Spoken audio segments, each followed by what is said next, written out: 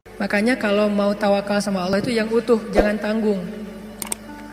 Kalau mau menyerahkan satu urusan kepada Allah itu yang utuh, jangan tanggung. Apa utuhnya? Yakinnya yang utuh. Jangan bisa nggak ya? Udah deh, doa aja dulu. Bisa nggak bisanya kita lihat aja nanti. Jangan muji Allah. Jangankan Allah, hamba aja, ulama aja kita nggak boleh muji. Salah satu adab dalam mencari ilmu itu apa teman-teman? Tidak boleh bertanya kepada ulama, kepada guru, pertanyaan yang tujuannya hanya untuk menguji keilmuan guru. Itu adab mencari ilmu, nggak boleh. Sengaja nanya, Ustaz saya mau nanya, coba sebutkan ayat ini, jadi kayak ujian ya. Itu tidak boleh dalam adab mencari ilmu. Karena yang boleh bertanya hal yang kayak gini, ngetes guru hanyalah gurunya. Sedangkan kita mendengar kemudian berusaha untuk mengamalkan. Makhluk aja nggak boleh diuji, apalagi Allah Subhanahu wa taala. Kalau kita mau berprasangka baik, prasangka baik yang utuh. Ya Allah, inna solati wa nusuki wa mahyaya wa mamati. Itulah makna dari husnuzon yang utuh kepada Allah Subhanahu wa taala. Aku tergantung prasangka hambaku kepadaku. Sehingga kalau kita yakin sama Allah, sebesar apa keyakinan kita, sebesar itu juga pertolongan Allah dalam hidup kita. Kalau kita pengen ngelihat keajaiban dalam hidup kita, berarti keyakinan kita kepada Allah harus ajaib. Kok kamu tenang-tenang aja sih? Kan ada Allah. Ya sih ada Allah, tapi kan, nah yang bilang tapi, maka tidak akan pernah melihat keajaiban dalam hidupnya. Yang bilang cuman, yang bilang alasan-alasan yang banyak, berarti dia nggak bakalan pernah ngelihat hal-hal yang ajaib terjadi dalam kehidupannya. Kalau dia pengen ngelihat hal yang ajaib, dia nggak boleh bilang tapi, dia cukup bilang hasbiyallah. Cukup buat saya Allah. Maka terjadilah keajaiban dalam hidupnya. Kok nggak ada kejadian keajaiban dalam hidup dia? Padahal dia udah sering bilang hasbiyallah. Kita nggak tahu, dia tahu. Kita nggak ngerasa, dia yang ngerasa. Ada teman kita nih lagi diuji dengan ujian yang sangat berat, sakitnya parah, tapi lisannya selalu berzikir hasbiyallah, hasbiyallah, Allah syafi, wa idza maritu fahuwa yashfin. Dia terus memuji Allah. Kita yang ngedengar bertanya, dia tuh udah sering berzikir loh, kok sakitnya belum sembuh-sembuh juga? Suka gitu kan? Dia itu udah sering berzikir loh, kok hutangnya belum lunas-lunas juga? Dia itu udah sering berzikir loh, kok masih jomblo juga? Ada yang ngerasa kayak gitu? Karena kita nggak ngerasa apa yang dia rasa setelah berzikir. Ternyata kadang Allah menolong seseorang itu bukan dengan mencabut masalahnya. Yang lebih hebat lagi, Allah menolong seseorang dalam masalah dengan cara menguatkan hatinya dalam menghadapi masalah. Masalahnya nggak diangkat sama Allah, tapi hatinya dikuatkan. Sehingga dia tidak pernah mengeluh, nggak pernah berputus asa, nggak pernah menjadi orang yang lemah, kemudian pundung kepada Allah, enggak. Berarti Allah sudah menolong hatinya. Dan buat dia itu kadang lebih baik daripada kita yang hanya menonton dari luar. Kenapa dia masih bertahan? Kenapa dia masih kayak wajahnya kayak nggak kesakitan? Kenapa dia kayak nggak pernah ngeluh? Kalau kita jenguk dia ke rumah, dia nggak pernah ngeluh. Justru kita yang ngeluh. Justru kita yang malu karena merasa kita lebih banyak mengeluh daripada dia. Lihat aja saudara-saudara kita yang sedang diuji oleh Allah di Syam, di Suriah. Apakah Allah mencabut peperangan dari sana sehingga mereka tiba-tiba merdeka lagi seperti dulu tahun 2000-an? Enggak. Terus apakah Allah nggak nolong orang Suriah? Nolong banget. Gimana cara Allah menolong orang Suriah? Dikuatkan hati mereka. Mungkin kalau kita berada di posisi yang sama, dari dulu kita udah putus asa tuh. Berat banget kan ujian di Suriah? Anak kecil yang harus jadi ayah dan ibu buat adiknya yang masih kecil. Padahal dia juga masih SD, tapi udah jadi orang tua buat adiknya. Anak kecil yang tangan dan kakinya putus karena tertimbun dengan reruntuhan bangunan. Lalu harus diamputasi, harus dijahit lukanya tanpa ada obat bius. Apa yang dia baca dan menahan rasa sakit? Dia baca Al-Quran. Lagi dijahit nih, lukanya yang menganga dijahit, gak pakai obat bius. Biusnya apa? Membaca Al-Quran. Apakah kita bisa membius diri kita dengan membaca Al-Quran? Bisa, bius total. Begitu baca Quran, ngantuk langsung ya.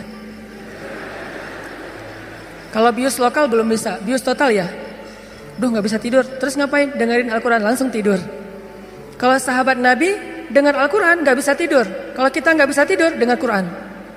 Kebalikan dari sahabat Nabi. Umar tuh kalau lagi malam baca Quran pasti nggak bisa tidur. Kita kalau nggak bisa tidur pasti baca Quran langsung tidur. Kadang-kadang baca Qurannya baru Bismillah udah tidur. Apalagi di dalam sholat. Kalau imamnya bacanya panjang itu obat bius banget tuh. Langsung pada tunduh kan ya. Begitu kita dengar bacaan Al-Quran. Apa yang membuat mereka kuat? Pertolongan Allah. Saat dijahit lukanya mereka baca Bismillahirrahmanirrahim. Alif Lam Mim. Sambil dijahit. Dzalikal kitabu la raiba fihi hudal lil muttaqin. Dijahit lagi dijahit. Dan bukan satu luka, ada beberapa luka di sekujur tubuhnya. Alladzina yu'minuna bil ghaibi wa yuqimunas salata wa mimma razaqnahum yunfiqun. Coba lihat. Itulah pertolongan Allah untuk anak-anak ini. Allah tidak mengangkat luka mereka, Allah tidak mengangkat kezaliman dalam kehidupan mereka, tetapi Allah menguatkan hati mereka dan itulah penjagaan Allah kepada mereka. Sedangkan orang yang tidak dikuatkan hatinya, baru juga diputusin sudah bunuh diri, gagal pula. Kalau bunuh diri berhasil masih mending, bunuh diri gagal lah gitu. Loncat dari jembatan kesangkut misalnya. Gak enak banget kan ya? Ada dulu yang pengen bunuh diri karena ditolak sama ceweknya. Kebetulan di depan rumah ceweknya itu ada lagi truk lagi berhenti. Terus dia balapan, sengaja nabrakin dirinya ke truk yang lagi berhenti, tepat di depan rumah ceweknya. Kenapa? Pengen nunjukin ke ceweknya, aku gak bisa hidup tanpa kamu. Coba. Kenapa bisa kejadian kayak gini? Karena hatinya tidak dikuatkan. Kenapa ada orang yang berkali-kali diputusin, tetap aja datang lagi.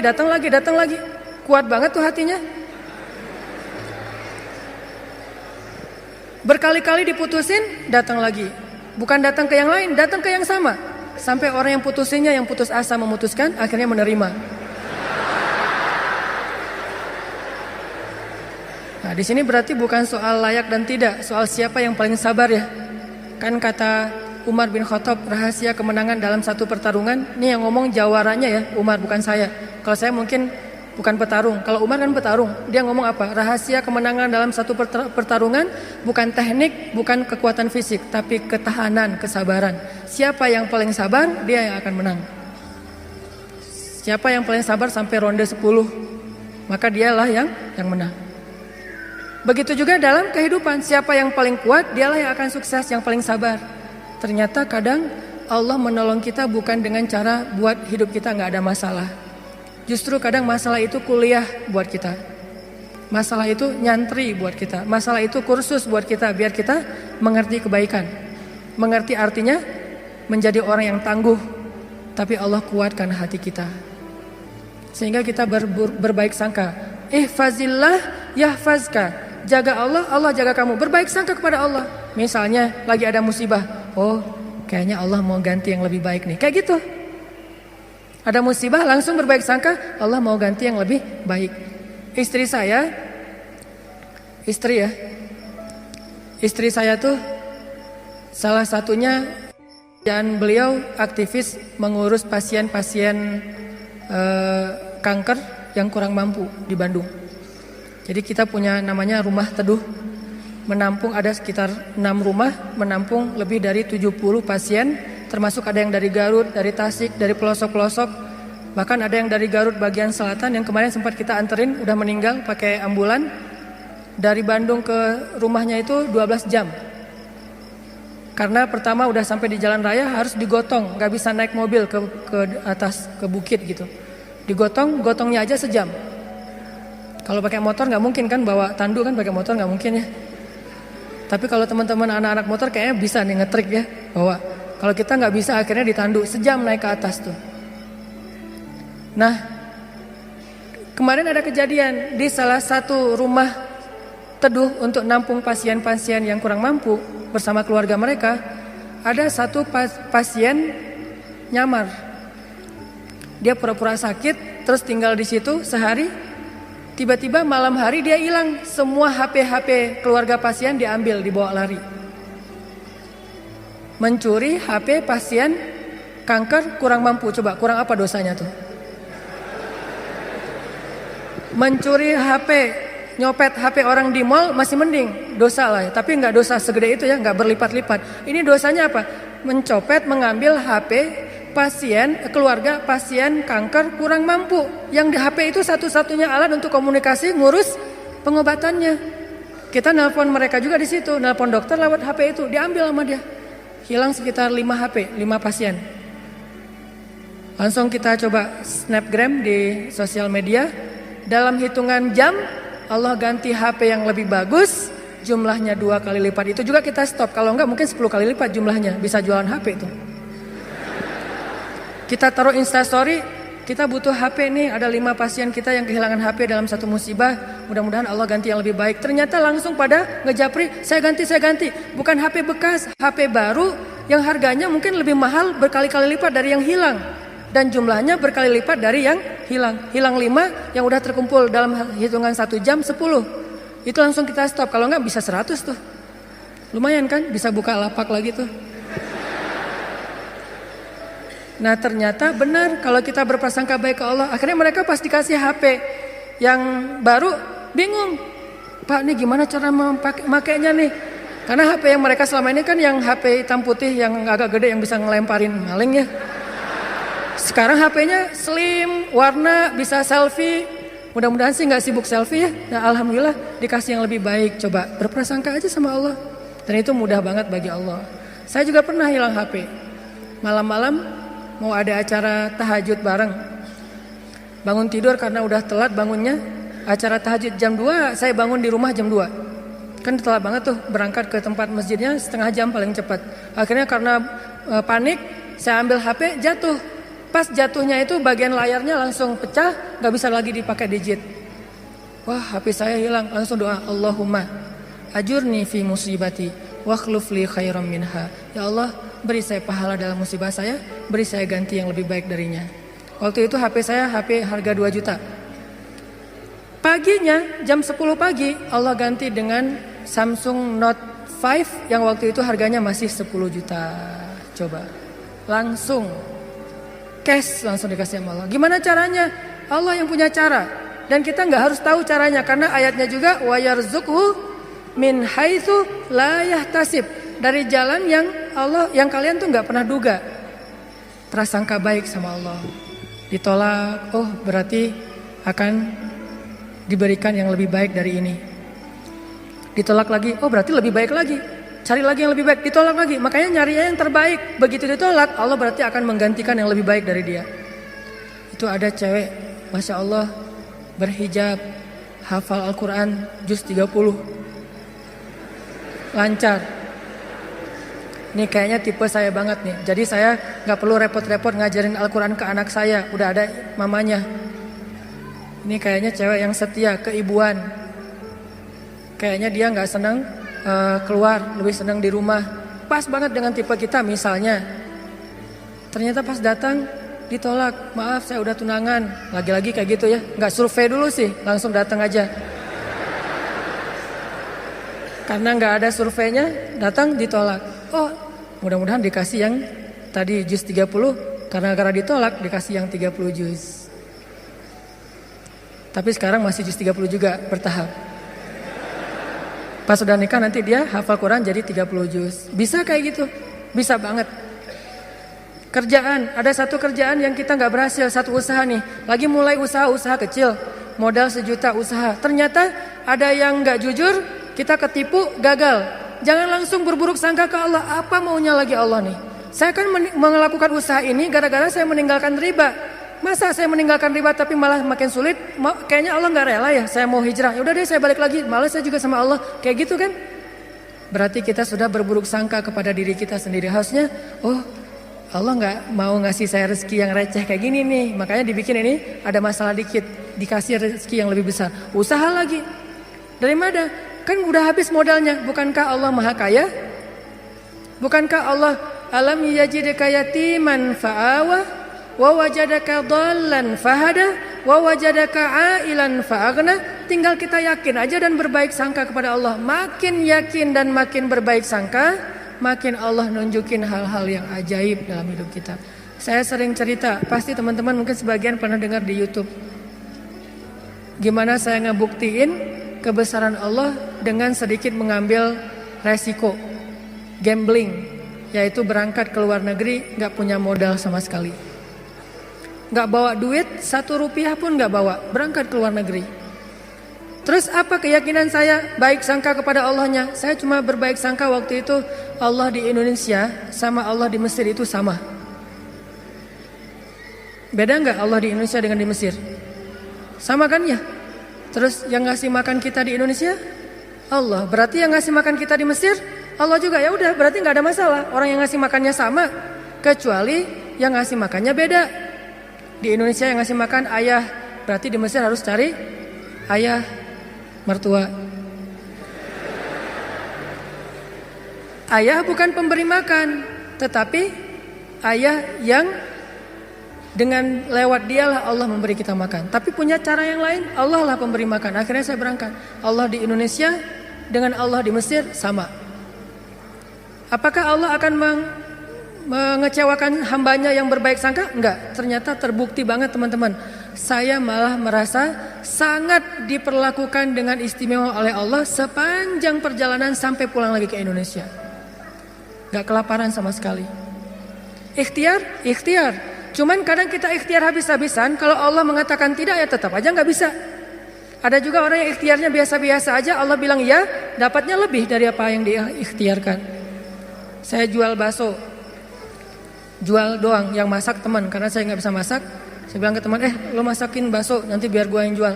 Nanti bagi 2, lo 30%, saya 70%. Oh ya boleh, dia masak, terus saya jualan bakso ke warga Indonesia yang ada di Mesir, plus warga Malaysia, karena Malaysia lebih banyak daripada Indonesia. Indonesia sekitar 3.000, Malaysia sekitar Indonesia sekitar 6.000, Malaysia sekitar 12.000, 2 kali lipat jumlah mahasiswa Malaysia. Jualan. Lagian kalau orang Malaysia mungkin karena nggak terbiasa makan bakso, nggak bisa ngebedain bakso enak dan nggak enak ya, jadi lebih aman nih. Jangan jual bakso ke orang Bandung, ketahuan banget nggak enaknya. Karena orang Jawa Barat kan banyak jual bakso tuh. Oh ini gak kayak bakso di tempat saya, jual bakso ke mereka. Dan saya ngasih jumlah pentol baksonya tergantung mood. Kalau orangnya kayaknya nyaman nih, enakan nih, kasih banyak. Kalau orangnya nyebelin, kasih aja 2, cukup lah. Datang wajahnya cemberut gitu, mau apa? Beli bakso. Oh ya 2, kasih aja. Terus temennya, Mas, iya, mau apa? Mau beli bakso? Boleh? Oh boleh. Oh, kasih 10. Akhirnya pas makan berdua ngelihat sebelah, kok beda? Beda amalan. Rugi kah? Nggak rugi, untung juga gede. Bakso, catering, jual dolar keliling. Terus pokoknya ada adik-adik kelas baru datang langsung dipalakin. Dolarnya sini. Langsung kasih dengan pon Mesir. Dolar. Dalam sehari bisa dapat 1.000 dolar, lumayan. Sampai akhirnya setelah saya berangkat ke Mesir, justru nafkah keluarga saya lebih lancar daripada saya di Indonesia. Buktinya apa? Adik-adik itu sekolah saya biayain, kirim dari Mesir, dari mulai dia SD, SMP, SMA dibiayain. Terus ibu nanya, saya nanya ke ibu, Mak, kan di Aceh, Mak butuh apa di rumah? Kalau abang ada duit lebih, Mak pengen beli kulkas. Karena seumur-umur saya, kita belum pernah punya kulkas sendiri, rumah juga ngontrak. Kalau Ramadan itu ngambil es dari rumah tetangga. Nah ini mau Ramadan nih, pengen punya kulkas sendiri. Oh boleh Mak, berapa aja lah. Yang 5 juta juga gak apa-apa kata Mak. Kemahalan. Akhirnya saya kirim 1,5 juta beli kulkas yang 1 pintu, yang kecil. Bahagia. Mak butuh apa lagi? Ya nih adik-adik baju lebaran belum dibeli, kirim baju lebaran. Mak butuh apa lagi? Ini uang kontrakan bulan ini belum bayar, kirim. Ternyata benar, kalau kita berbaik sangka ke Allah sekali, Allah akan ngebalesnya minimal 10 kali. Sampai menikah di sana, punya anak di sana, pulang ke Indonesia. Saya sering gambling dengan cara berbaik sangka kepada Allah. Tapi jangan gambling sesuatu yang Allah gak janjikan ya. Saya berbaik sangka ke Allah, berdiri aja di rel kereta, pasti gak akan ditabrak lah. Allah gak pernah bilang siapa yang berdiri di rel kereta akan aku tolong dan tidak akan ditabrak. Gak ada janji Allah kayak gitu. Ada gitu ayatnya? Coba gambling ke yang ada ayatnya. Siapa yang bertakwa pasti akan aku kasih jalan keluar. Siapa yang bersabar pasti aku berikan pertolongan. Siapa yang sholat pasti aku akan membantu dia. Yang Allah udah janjiin, maka gamblinglah dengan hal itu. Ambillah resiko dengan janji-janji itu. Tapi kalau Allah nggak ngejanjiin apa-apa, jangan ambil resiko. Karena Allah juga nggak punya perjanjian. Siapa yang loncat dari tower pasti akan selamat. Nggak ada ayatnya, nggak ada hadisnya. Siapa yang minum racun nggak apa-apa, karena dia minum racunnya ikhlas. Nggak ada minum racun ikhlas. Ini teman-teman, berbaik sangka kepada Allah, maka kita nggak bakalan kecewa. Ada masalah apa aja, balikin lagi ke Allah. Oh, ini kayaknya Allah pengen ngasih kebaikan. Yang baik-baik aja yang dipikirin tentang Allah. Begitu sekali kita berburuk sangka ke Allah, sekali itu kita telah memberikan kesempatan buat diri kita untuk celaka atau mendapatkan kerugian. Aku tergantung prasangka hambaku kepadaku. Makanya cerita yang paling populer yang kita baca di Al-Quran itu ketika Nabi hijrah ke Madinah. Apakah perjalanan hijrah Nabi mudah? Enggak. Jadi kalau kita ngerasa perjalanan hijrah kita itu enggak mudah, berarti kita juga ngerasain apa yang dirasakan Nabi Muhammad SAW. Bukan kita doang yang susah dalam hijrah, Nabi juga susah, padahal Nabi lebih dekat ke Allah daripada kita. Yang mudah itu siapa? Umar. Itu hijrah yang paling mudah. Sebelum hijrah, posting dulu. Besok mau hijrah, hari ini posting. Captionnya apa? Wahai orang-orang Quraisy, ketahuilah bahwa saya besok bakalan hijrah. Siapa yang pengen istrinya jadi janda, anaknya jadi yatim, tunggu saya di balik bukit itu. Langsung share location, bukit yang mana. Umar tuh yang posting dulu. Gak ada yang berani nge-like coba. Sepi aja tuh postingan Umar yang paling sepi itu. Gak ada yang berani nge-like, gak ada yang berani komen. Diem aja, anteng. Besoknya Umar hijrah. Ada gak yang berani nungguin Umar di luar kota? Gak ada. Yang berani mencegat Umar? Gak ada. Karena mencegat Umar sama aja dengan bunuh diri. Ada dua orang yang gak berani dicegat di Quraisy tuh, Umar sama Hamzah. Sedangkan Rasul dan Abu Bakar orang yang dianggap lemah. Walaupun sebetulnya Nabi kuat, cuman gak pernah bertarung, gak pernah mukul orang sehingga gak ditakuti. Kalau adu kekuatan pasti Nabi itu paling kuat, cuma kan gak pernah mukulin orang, sehingga dianggap ini mah orang gak menakutkan. Kalau Umar kan sering mukul orang. Bukan sering, hobi itu.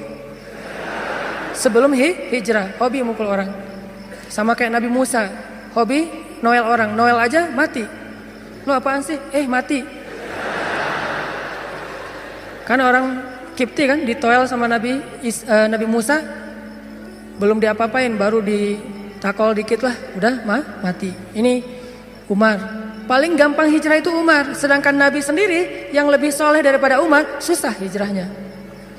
Harus sembunyi-sembunyi, harus diam-diam, harus ngambil arah yang berlawanan dari kota Madinah. Kota Madinah ke sebelah sini, Nabi malah perginya ke sebelah sini. Bukan mendekat, malah menjauh dari Madinah. Terus masuk ke dalam sebuah lubang, bukan goa, lubang. Lubang kecil namanya di atas Jabal Sur, sehingga disebut dengan Gua Sur. Sembunyi berdua sama Abu Bakar di situ nyumput. Ketahuan juga tuh takdir Allah. Kenapa Allah nggak buat orang-orang menjauh biar Abu Bakar dengan Rasulullah itu enak di dalam tempat itu, nggak ada yang ganggu. Sengaja Allah bikin skenarionya kayak gitu. Untuk apa? Untuk tunjukkan bahwa Allah Maha Kuasa. Buat orang yang beriman itu nggak ngaruh. Mau kayak gimana juga sulitnya nggak ngaruh. Yang penting Allah ridho. Itu aja yang penting. Yang penting Allah bersama kita. Cuma itu yang penting. Sehingga akhirnya ketika orang-orang berada tepat di mulut gua, itu jarak Nabi sama musuhnya itu cuma hitungan jengkal loh. Setengah lutut mereka, setengah kaki mereka itu udah kelihatan sama Nabi kayak gini nih. Tepat di depan Nabi. Sampai Abu Bakar berbisik ke Rasulullah, "Ya Rasulullah, kalau mereka ngelihat ke bawah, pasti mereka akan menemukan kita. Gimana nih? Abu Bakar yang khawatir. Abu Bakar yang takut, bukan takut dan khawatir terhadap keselamatan dirinya, tapi khawatir terhadap keselamatan kekasihnya Rasulullah SAW. Saking sayangnya Abu Bakar kepada Rasul. Ya Rasulullah gimana nih? Apa kata Rasulullah? Ya Abu Bakar. Lembut Nabi ngomongnya. Ya Abu Bakar, ma dhannuka bisnain? Allahu salisuhuma. Ya Abu Bakar, kenapa kamu mikir kita berdua doang? Bukankah Allah yang ketiga? Jadi kalau kita merasa sendiri, kenapa kita berpikir kita sendiri? Bukankah Allah yang kedua? Kalau kita merasa sedikit, kenapa kita berpikir sedikit? Bukankah Allah itu punya banyak pasukan yang diturunkan dalam perang Badar, perang Ahzab dan yang lainnya? Ma dhannuka bitsnain Allahu salisuhuma. Kenapa kamu mikir cuma berdua padahal Allah yang ketiga? La tahzan innallaha ma'ana. Jangan khawatir ya Abu Bakar, Allah bersama kita. Setelah Rasulullah ngomong kayak gitu, apa yang terjadi? Apakah musuh kemudian menemukan mereka? Tidak. Gimana cara Allah memalingkan mereka? Allah palingkan hati dan pikiran musuh. Gak kepikiran ngelihat ke bawah, gak pengen juga ngelihat ke bawah. Ini cara Allah nih. Kalau ada berita bahwa di situ ada laba-laba, ada merpati bikin sarang, itu masih kontroversi di antara ulama. Ada ulama mengatakan itu benar, ada ulama mengatakan itu dhaif. Allahu alam. Tapi yang pasti Allah memalingkan mata, pikiran dan hati musuh dari melihat ke arah Rasul dan Abu Bakar. Itulah pertolongan Allah. Bukan ketemu terus tarung, musuh kalah. Gak usah serepot itu. Allah gak mau juga ngerepotin hambanya. Allah cuma pengen nunjukin kebesarannya aja. Dibuat musuh datang sampai sedekat mungkin, ukurannya cuma beberapa sentimeter. Tapi dalam kedekatan yang luar biasa itu, Allah tunjukin mereka tidak bisa ngapa-ngapain. Dipalingkan aja wajahnya. Ngelihat ke semua sisi dilihat, tapi ke bawah enggak. Kan enggak masuk akal kan? Kenapa bisa kayak gitu? Inilah kebesaran Allah. Padahal harusnya ngelihat ke semua sisi, termasuk lihat ke bawah, ada orang enggak di dalam lubang-lubang itu. Enggak kepikiran sama sekali. Apakah satu orang musuh? Ada puluhan musuh. Dan puluhan musuh itu tidak satu orang pun yang berpikir untuk ngelihat ke dalam lubang itu. Satu orang pun enggak berpikir. Begitulah cara Allah menolong kita. Allah bisa buat semua hati sayang kepada kita sehingga Allah angkat derajat kita. Allah mengangkat derajat seseorang, merendahkan yang lain. Tiba-tiba semuanya jadi simpatik sama kita, respect sama kita. Mudah banget buat Allah. Dan kita melihat itu dalam banyak kejadian dalam kehidupan kita. Ada orang yang tiba-tiba muncul, ada orang yang tiba-tiba tenggelam, dan itu cara Allah.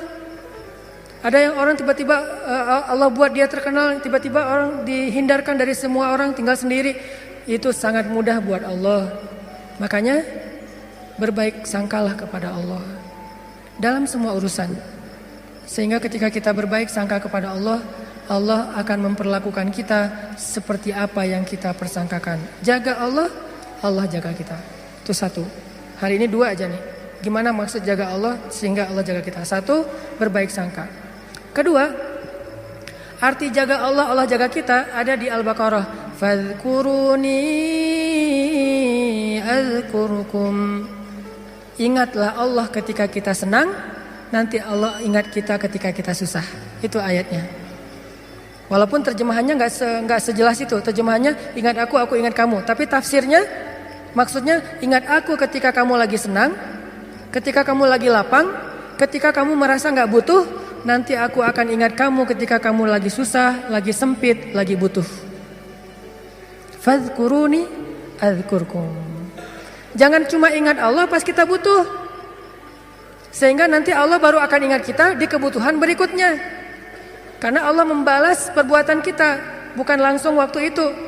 Jadi kalau kita mau ditolong ketika susah, jadilah orang yang selalu mengingat Allah ketika kita senang. Lagi gak ada masalah nih, tetap ingat Allah. Gimana ingat Allah ketika kita lagi senang? Bersyukur. Ketika dapat nikmat, alhamdulillah ini nikmat dari Allah. Diingat, Allahnya tuh dimention terus, di tag terus. Sehingga ketika nanti kita kekurangan, Allah akan bilang, itu hambaku lagi kekurangan, aku bantu deh. Karena ketika aku kasih dia nikmat, dia ingat aku. Begitu dia punya masalah, aku akan ingat dia. Apa contohnya? Contohnya, ada seorang laki-laki, ini cerita Nabi nih, hadis. Tapi hadisnya dalam bentuk cerita. Ada seorang laki-laki lagi musafir di zaman sebelum zaman Nabi, mungkin di zaman Nabi Isa atau zaman Nabi sebelumnya, tidak disebutkan. Yang jelas umat terdahulu, Bani Israel. Ada seorang laki-laki lagi jalan, di tengah jalan dia ngelihat ada segumpal awan yang bentuknya aneh. Awan ini awan yang sangat gelap, warnanya abu pekat, benar-benar mau hujan deras, tapi ukurannya nggak besar. Ukurannya seukuran satu petak sawah doang gitu. Dia perhatiin nih awan kok aneh, yang lain cerah, tiba-tiba ada satu awan kayak gitu. Gak lama dia memperhatikan, terdengar suara dari langit berbicara kepada awan, dan dia dengar suara itu. Apa kata-kata dari langit? Ya ghamam, iski mazra'ata fulan bin fulan. Wahai awan, turunkanlah hujanmu ke sawah fulan bin fulan. Fulan bin fulan ini disebutkan namanya. Wahai awan, turunkanlah airmu ke sawahnya fulan bin fulan. Setelah suara ini berbunyi, awan itu pun berarak, dibawa oleh angin. Berarak, laki-laki ini memperhatikan dan ngikutin. Kan tadi dia penasaran kan, dia kepoin mau kemana nih awan, ikutin tuh awan. Terus setelah sekian lama dia ikutin, awan itu pun berhenti di atas sebuah petak sawah, di antara banyak petak sawah. Jadi ada persawahan, awan itu berhenti di salah satu petak sawah. Tiba-tiba turun hujan lokal. Cuman di petak sawah itu aja, yang lain tetap kering, yang itu basah. Ini di tengah musim kemarau, ada awan yang turun hujannya cuma di satu petak sawah. Diperhatiin, aneh juga nih hujan lokalnya. Sampai akhirnya awannya hilang, hujannya reda. Setelah itu muncul seorang laki-laki dari petani yang datang ke sawah itu berteriak, Allahu Akbar, Allahu Akbar, Alhamdulillah, Alhamdulillah. Kemudian laki-laki musafir ini pun mendekat. Dia tanya, Pak, ini sawah punya siapa? Kata laki-laki itu, punya saya, Alhamdulillah Allah kasih air. Terus laki-laki ini bertanya, Bapak namanya siapa? Dia sebutkan namanya seperti nama yang didengar tadi di langit. Berilah air ke dalam sawah Fulan bin Fulan. Nama saya Fulan bin Fulan. Masya Allah, ternyata orang inilah yang dimention dari langit tadi itu kepada awan. Terus musafir ini bertanya, Pak, dia cerita kejadiannya. Tadi saya ngelihat awan, mendengar suara dari langit, lalu awan itu menurunkan hujan hanya di petak sawah Bapak. Apa yang Bapak lakukan sehingga Allah mengistimewakan Bapak? Kenapa Allah memberikan air hanya ke sawah Bapak sementara yang lain tetap gersang? Apa yang Bapak lakukan? Kata laki-laki ini, kalau saya habis panen, dapat nikmat nih, panen raya. Kalau saya lagi panen, saya selalu membagi harta saya menjadi 3 bagian. 1 bagian saya berikan kepada fakir miskin sebagai bentuk syukur. Ingat Allah berarti. 1 bagian lagi saya berikan kepada keluarga saya sebagai kewajiban, nafkah. Dan 1 bagian lagi saya jadikan sebagai modal untuk membeli benih-benih berikutnya. Diputar lagi tuh uang. Ternyata Allah ridho dengan apa yang dia lakukan. Dialah orang yang ketika senang ingat Allah, gak lupa sama Allah. Sehingga ketika dia susah, musim kemarau, musim kering, gak ada hujan, Allah ingat dia. Begitulah Nabi berkisah tentang laki-laki ini. Tentang bab syukur di dalam banyak cerita-cerita ulama. Berarti maksud dari menjaga Allah, Allah jaga kita adalah bersyukur kepada Allah. Ingat Allah ketika kita senang, ketika kita sehat. Nanti Allah juga akan ingat kita ketika kita susah, ketika kita sakit. Minimal ingatnya dalam bentuk Alhamdulillah, ini anugerah dari Allah. Alhamdulillah, ini karunia dari Allah. Jangan lupa. Sehingga kalau kita dapat nikmat, jangan bangga diri dulu, jangan besar kepala dulu, tapi mention Allah dulu. Alhamdulillah, ini nikmat dari Allah. Sehingga nanti kalau kita butuh Allah, Allah akan ingat kita. Dan itu berlaku dalam semua masalah kehidupan kita. Satu cerita lagi, gimana Allah ingat hambanya yang ketika normal ingat Allah. Cerita yang populer tentang 3 orang yang terkurung di dalam gua. Gimana mereka bisa selamat? Lagi jalan touring, tiba-tiba badai, masuk ke dalam gua berlindung. Karena badai akhirnya terkurunglah di dalam gua.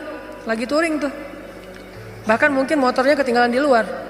Karena tadi pas buru-buru ya masuk ke dalam gua, motornya ditaruh di luar, terus mereka longsor. Gimana 3 orang ini bisa selamat dari kurungan gua? Dengan berdoa, ya Allah, dulu saya kayak gini. 1, berbakti kepada ibu. 2, tidak menzalimi pekerja. Yang 3, meninggalkan zina gara-gara takut kepada Allah. Artinya dulu pernah berbuat baik ketika dalam keadaan normal, beramal solih. Nanti ketika mereka susah, amal soleh mereka dulu itulah yang akan menjadi wasilah Allah menolong mereka. Jadi jangan beramal soleh, rajin sholat, rajin ke masjid, rajin tilawah pas lagi ada masalah doang. Justru pas lagi normal kayak gini nih, kelihatan ikhlasnya. Kalau lagi ada masalah kan ada maunya tuh, bukan ikhlas ya. Walaupun Allah menghargai, tetap itu kebaikan, nggak akan disia-siakan. Cuman mau lebih keren, jangan pas lagi ada masalah doang. Pas lagi normal, kayak lagi nggak merasa butuh sama Allah, tetap rajin ke masjid, tetap sholat tepat waktu, tetap mengingat Allah, tetap membaca Al-Quran, tetap membantu orang lain, tetap berbakti kepada orang tua. Sehingga kalau kita ingat Allah ketika kita lagi normal, lagi susah, lagi suka, lagi lapang, nanti Allah Subhanahu wa Ta'ala akan mengingat kita ketika kita lagi susah dan lagi sempit. Itulah yang terjadi dalam banyak kisah-kisah yang diceritakan oleh Nabi. Mudah-mudahan ini bisa jadi booster buat kita teman-teman. Kesimpulannya satu-satunya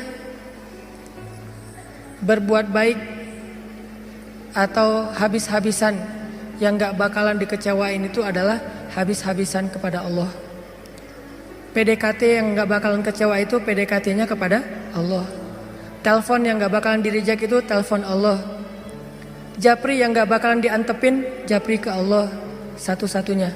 Kalau yang lain bisa aja kita dicuekin. Kenapa? Mungkin dia sibuk, mungkin dia lupa, mungkin. Tapi kalau Allah enggak. Kedua, maka dari itu coba kita jaga hubungan kita dengan Allah. Siapa yang menjaga Allah, Allah jaga dia. Satu, arti menjaga Allah adalah berbaik sangka kepada Allah. Allah juga akan berbaik sangka kepada dia. Dua, ingat Allah ketika kita senang, nanti Allah akan ingat kita ketika kita susah. Ketiga, sebagai penutup, arti berbaik sangka kepada Allah. Allah berbaik sangka kepada jaga Allah, Allah jaga kita. Sedikit lagi ini penting. Ridholah dengan nikmat yang sedikit, maka Allah akan ridho dengan amal yang sedikit. Namanya amal kita banyak. Man radhiya bil qalil, kata Nabi, radhiyallahu bi qalilim min amalih. Siapa yang ridho dengan nikmat Allah yang sedikit, menurut dia sedikit, maka nanti Allah juga akan ridho dengan amalnya yang sedikit. Salat kita yang pas-pasan, ibadah kita yang pas-pasan, tilawah kita yang pas-pasan, Allah ridho. Kenapa Allah ridho? Padahal cuma pas-pasan, karena kita juga ridho dengan nikmat Allah di dalam kehidupan kita yang kadang menurut kita sedikit, padahal sesungguhnya banyak.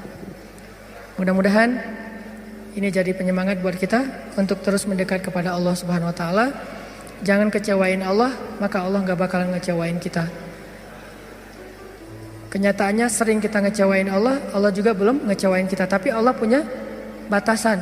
Kalau kita terus-terusan kayak gitu, nanti akan datang janji Allah membalas suatu keburukan sesuai dengan perbuatan yang buruk itu. Nauzubillahi min dzalik. Barakallahu li wa lakum. Wassalamualaikum warahmatullahi wabarakatuh.